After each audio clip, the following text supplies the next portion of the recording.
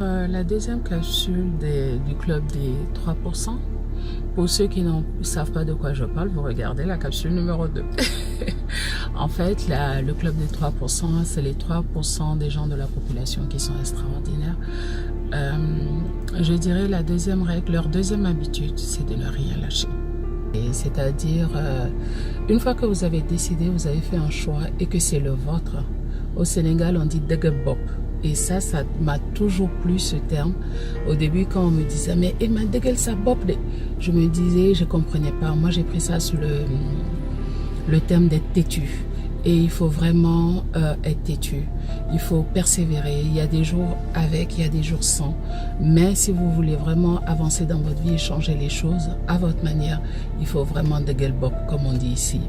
Alors, ne rien lâcher, mais absolument ne rien lâcher. Et pour arriver à ne rien lâcher à ce point, c'est des habitudes quotidiennes, des petits challenges, des automotivations.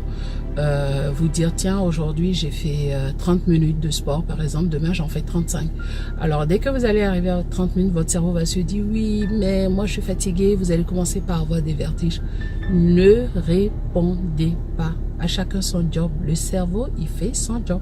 Vous continuez, vous lâchez pas. Il y a des jours, vous pouvez vous dire, tiens, d'habitude, je dépense 5 000 francs par jour. Aujourd'hui, je dépense 2 000. Et c'est ce jour-là, justement, que vous aurez envie d'acheter plein de trucs. Vous avez faim, vous avez ceci, vous avez cela. Ne lâchez pas.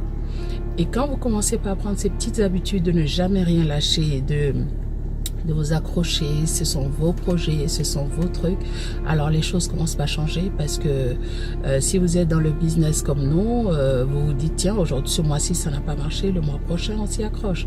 Là, il est 7h10, je suis venue garer à mon bureau et j'ai eu le plaisir de voir que le magasin était déjà ouvert et dire que on est fatigué. Mais c'est parce qu'on prend l'habitude de ne rien lâcher. Alors, de toute façon, quel que soit ce qui se passe, n'oubliez pas que tout est toujours grâce. Même en pleurant, dites-vous qu'il y a une raison pour que ça vous arrive.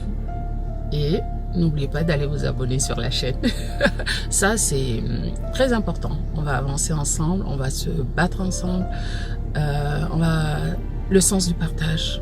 Et je fais un coucou à Awa, qui m'a envoyé un gentil message. Et on n'oublie pas d'intégrer les couples et la vie privée dans les capsules. Bisous, prenez soin de vous.